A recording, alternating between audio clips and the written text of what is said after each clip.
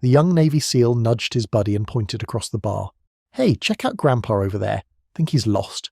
Maybe somebody should call the nursing home." His friends laughed. The old man, sitting alone at the end of the VFW bar, didn't flinch. He lifted his glass of bourbon with a hand that trembled slightly, took a slow sip, and set it back down on the worn wooden counter without a word.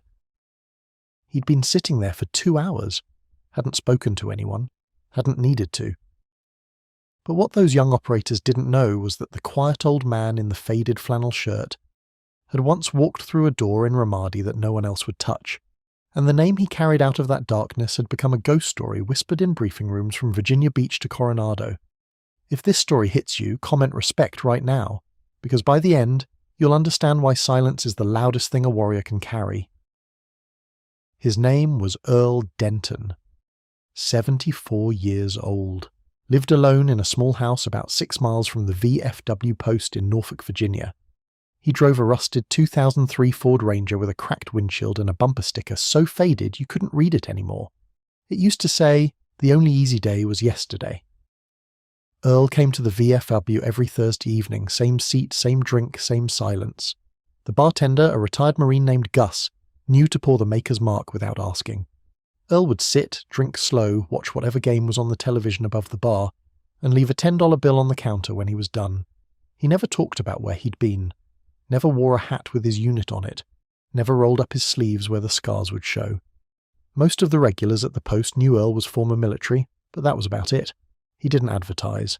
The younger guys who came through sometimes, active duty from the nearby base, they saw a thin old man with deep lines carved into his face and hands that looked like they'd spent decades doing hard labour. They saw someone who blended into the wood panelling, someone forgettable, and that was exactly the way Earl wanted it. The group of young SEALs had started showing up at the VFW about 3 months earlier, 4 of them, fresh out of their first deployment, still running hot on adrenaline and the unshakable belief that they were the sharpest tools in the shed. They weren't bad guys, not really. They were just young. And youth has a way of making a man believe that everything important in the world started the day he showed up. The loudest of them was a kid named Colton Reed, 26, built like a fire hydrant, sleeve tattoos, confidence pouring off him like sweat after a 10-mile ruck. Colton had done well on deployment. He knew it. His team knew it. And he made sure everyone at the bar knew it too. He told stories loud enough for the whole room to hear, about breaching doors, about firefights, about the kind of moments that make your blood feel like electricity. His buddies egged him on, and the stories got bigger every Thursday. Earl never looked over, never reacted, just sipped his bourbon and stared at the television. But on this particular Thursday night, Colton decided the old man at the end of the bar was going to be part of the evening's entertainment. Maybe he'd had one too many beers. Maybe he was bored. Maybe he saw something in Earl's stillness that made him uncomfortable in a way he couldn't name. Whatever the reason, Colton picked up his drink and walked over to where Earl was sitting. He pulled out the stool next to him and sat down without being invited. Earl glanced at him briefly, then looked back at the screen. Colton grinned. "So what's your deal, old-timer? You prior service or you just like the cheap drinks?" Earl didn't answer right away. He took another slow sip of his bourbon. Then, without looking at Colton, he said quietly, "I served." Colton nodded, smirking. "Yeah? What branch?" "Navy," Earl said. Colton's eyebrows went up in exaggerated surprise. He turned back to his friends at their table and called out, "Hey boys, we got a fellow sailor over here." They raised their glasses in mock salute. Colton turned back to Earl. "So what did you do in the Navy? Cook? Mechanic?" "Let me guess, you swabbed decks." Earl said nothing. He just rotated his glass slowly on the bar top, watching the amber liquid catch the light. Colton leaned in closer. He was enjoying himself now. The silence from the old man felt like a challenge, and Colton Reed had never backed down from a challenge in his life. "Come on, Pops, don't be shy. We're all friends here. I'm a SEAL, Team 4. Just got back from doing real work overseas. What about you?" Earl's jaw tightened almost imperceptibly. A muscle near his temple flexed once and then went still. He kept his eyes forward. "I did my time," he said. "Long time ago." Colton laughed. "Long time ago? Yeah, I bet. Back when they were fighting with muskets, right?" His friends howled from across the room. Colton was on a roll. He slapped the bar with his palm. All right. I'll tell you what. Since you're a Navy man, you gotta have a call sign. Every operator worth a damn has one. So what was yours? Come on, humour me. What did they call you? He said it the way someone asks a child to show off a drawing. Patronising, amused, expecting something harmless and forgettable. The bar noise seemed to dip for a moment. Gus, the bartender, had stopped wiping glasses. He was watching.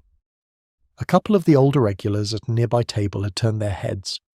Earl sat very still for a long time, long enough that Colton started to shift in his seat, long enough that the grin on his face began to wobble at the edges. Then Earl set his glass down with a soft click. He turned his head slowly and looked directly at Colton for the first time. His eyes were pale blue, almost grey, and there was something behind them that Colton had only ever seen once before, in the eyes of a Taliban commander they'd captured outside Kandahar. It wasn't anger. It wasn't sadness. It was the absolute settled calm of a man who had been to the far side of violence and come back with a piece of it still living inside him. Earl's voice came out low, almost a whisper, like he was saying it more to himself than to anyone else. Tombstone. The word dropped into the silence like a stone into deep water. Colton blinked. His mouth opened slightly. Then he forced a laugh, but it came out thin and uncertain. Tombstone? That's your call sign. What, you work at a cemetery or something? But even as he said it, he was reading the old man's face, and something cold was beginning to crawl up the back of his neck. At the table directly behind Colton, sitting alone with a cup of black coffee and a newspaper he hadn't touched in 20 minutes, was a man named Commander Brian Holt. 51 years old, still active duty, still built like someone who could run through a concrete wall if you gave him a reason. Holt was a senior instructor at the Naval Special Warfare Center. He trained the men who went through BUD/S. He had been in the SEAL community for nearly 3 decades. He had deployments that were still classified. He had a chest full of ribbons that he never wore outside of formal ceremonies, and he had been listening to every single word Colton Reed said for the last 45 minutes with the kind of quiet focus that a man develops when his job is evaluating whether someone is fit to carry a weapon into the worst places on Earth. Holt had not come to the VFW to socialise. He had come because he'd heard a rumour, a name, a call sign that he hadn't heard spoken aloud in over 15 years. A call sign that, in certain circles, was spoken the way civilians speak about things they're not sure are real. Holt had heard that a man called Tombstone was living quietly in Norfolk, and he had come to find out if it was true. When Earl whispered that word, Holt's coffee cup stopped halfway to his lips. His hand went absolutely still. His eyes locked onto the back of Earl's head like a targeting laser. For 5 full seconds, Commander Brian Holt did not move, did not breathe, because he knew the stories, not the barroom versions, not the Hollywood versions, the real ones, the ones in the classified after-action reports that required a clearance level most people didn't know existed. He knew about the compound in Ramadi in 2004 where a 12-man element had been pinned down by insurgent fire from 3 sides, and how one operator had gone through a door alone. A door that thermal imaging had shown was rigged, because there were wounded Marines on the other side. He knew that the operator had cleared 4 rooms by himself in under 90 seconds. He knew that when the medevac arrived, they found the operator sitting against a wall with 2 gunshot wounds and a piece of shrapnel embedded in his left thigh, quietly applying a tourniquet to an unconscious Marine corporal. He knew the operator had refused extraction until every wounded man was on a helicopter, and he knew that the call sign painted on that operator's helmet was Tombstone, not because he buried people, but because everyone who ever worked with him said the same thing. When Tombstone walked into a room, death had already made up its mind, and it wasn't going to be him. Holt set his coffee down. He stood up from his chair. The movement was slow, deliberate, and it carried the kind of weight that makes people stop talking. Colton heard the chair scrape and turned around, still wearing the remains of his fading smirk. When he saw Holt standing there, the smirk died instantly. Every young SEAL at that table recognized Commander Holt. They trained under men who trained under him. His reputation was the kind that didn't need a name tag. Colton's spine went straight. His buddies went silent. The entire bar seemed to hold its breath. Holt didn't look at Colton. He walked past him without a word. He walked past the empty stools. He stopped directly in front of Earl Denton and stood at attention. Full, rigid, textbook military attention. His eyes were fixed straight ahead, but his jaw was trembling. Not from fear, from something far heavier. Earl looked up at him. Their eyes met, and in that space between them, decades of unspoken history folded into a single moment. Holt's voice was hoarse when he finally spoke. "Senior Chief Denton, Tombstone." It wasn't a question. Earl's chin dipped slightly. The faintest nod. That was all. Holt raised his right hand and delivered a salute so crisp it could have cut glass. He held it. Seconds passed. 5. 10. He held it like it was the last salute he would ever give, and maybe in some way it was, because what he was saluting wasn't just a man. It was a standard, a benchmark, the definition of what it meant to go into the dark and bring people back out. The silence in the bar was total, absolute, the kind of silence that presses against your eardrums. Colton Reed stood frozen 3 feet away. His face had gone white. His hands, the same hands he'd slapped the bar with while mocking this old man, hung at his sides like dead weight. His buddy Marcus, sitting at the table, had his mouth open. Another one, Davis, was gripping the edge of the table like the room was tilting. They didn't know the details yet. They didn't need to, because every operator in that room understood what it meant when a man like Commander Brian Holt stood at full attention and saluted a stranger in a bar. It meant you had been in the presence of something extraordinary, and you hadn't even known it. It meant you had been measuring yourself against the sky and thinking you were tall. Earl held Holt's gaze for a long moment.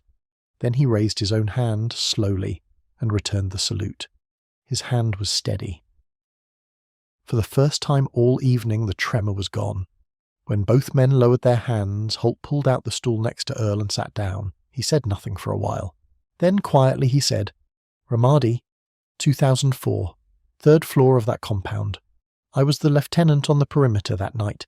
You carried my radio man out on your back. He lost his left leg, but he went home to his daughter. Because of you." Earl looked at his bourbon. "He was a good kid," he said. "He deserved to go home." Holt's voice cracked. "His daughter just graduated from Annapolis last spring. She's a Navy nurse. She's stationed at Bethesda." Earl closed his eyes. He didn't say anything. But Gus, the bartender, who had been in the Marine Corps for 8 years and thought he'd seen everything, watched a single tear track down the old man's weathered cheek and disappear into the collar of his flannel shirt. Colton Reed had not moved. His training had taught him to process situations quickly, to adapt, to respond under pressure. But this was a kind of pressure they didn't teach you about in BUD/S. This was the pressure of realizing that you had walked up to a legend and asked him if he swabbed decks. His throat was dry. His stomach felt like it had a brick in it. He looked at the old man, really looked at him for the first time, and he saw the things he'd missed. The way Earl's hands were mapped with faint scars, the way he sat with his back to the wall and his eyes always tracking the door. The slight unevenness of his posture that spoke of old injuries carried without complaint for decades. Colton swallowed hard. He stepped forward. His voice came out rough and unsteady. "Sir, Senior Chief, I didn't know. I'm sorry. I was out of line." Earl looked at him. There was no anger in his expression, no satisfaction, no judgment. Just the quiet patience of a man who had seen 1,000 young men just like Colton, and understood that arrogance was just inexperience wearing a louder shirt. "You didn't know, because I didn't tell you," Earl said. "And I didn't tell you because it's not about telling. It's about living. You want people to respect what you've done. Stop talking about it. Start being it every day. Even when nobody's watching, especially when nobody's watching." Colton stood there for a moment, absorbing those words. Then he did something that surprised everyone in the bar, including himself. He came to attention, parade ground straight, chin up, eyes forward, and he saluted. His 3 buddies at the table saw it. One by one they stood up. They came to attention. They saluted. 4 young Navy SEALs standing in the middle of a VFW bar on a Thursday night, rendering honours to an old man in a flannel shirt who had never once asked for it. Gus set down the glass he was drying. He came to attention behind the bar. 2 Vietnam-era veterans at a corner table rose to their feet. A retired Army Master Sergeant who'd been nursing a beer by the pool table straightened up and placed his hand over his heart. The room held. Nobody moved. Nobody spoke. The only sound was the low hum of the television and the faint clink of ice settling in Earl's glass. Earl looked at all of them. He nodded once. Slow. Deliberate. Then he reached into the breast pocket of his flannel shirt and pulled out something small. He set it on the bar. It was a challenge coin, bronze, heavy, worn smooth on the edges from years of being carried. On one side was an eagle. On the other side, a single word, Tombstone. Beneath it, a number, the number of men he'd brought home. Holt looked at the coin. He picked it up, turned it over in his hands, and set it back down gently like it was made of glass. "How many people know about this?" Holt asked. Earl took a sip of his bourbon. "You, now them." He tilted his head toward Colton and his team. "And that's enough." Holt nodded. He understood. Some men fight for medals, some men fight for stories, and some men fight for the simple, irreducible fact that there is someone on the other side of that door who needs to get home, and they are the only one close enough to make it happen. Earl Denton had never needed anyone to know his name. He just needed to know that the people he pulled out of the fire were still breathing. After that night, things changed at the VFW post. Not dramatically, not in some grand ceremonial way, but in the quiet, steady way that real change happens. Colton Reed started coming back every Thursday, but he didn't come to tell stories anymore. He came to listen. He'd sit near Earl, not next to him, close enough to learn but far enough to show respect, and he'd buy the old man's bourbon without saying a word. His team followed suit. They stopped talking about what they'd done and started asking the older veterans what they'd seen. They learned about Khe-Sanh from a man named Walter who walked with a cane. They learned about the Gulf War from a woman named Diane who'd been a combat medic with the 101st Airborne and still flinched at car backfires in parking lots. They learned that the community they thought they'd invented had been built, brick, by people who never got a podcast or a book deal or a sponsorship from a tactical gear company. People who just came home and kept going. Commander Holt made a phone call the next morning. He didn't tell Earl, but 3 weeks later, a letter arrived at Earl's house from the Secretary of the Navy's office.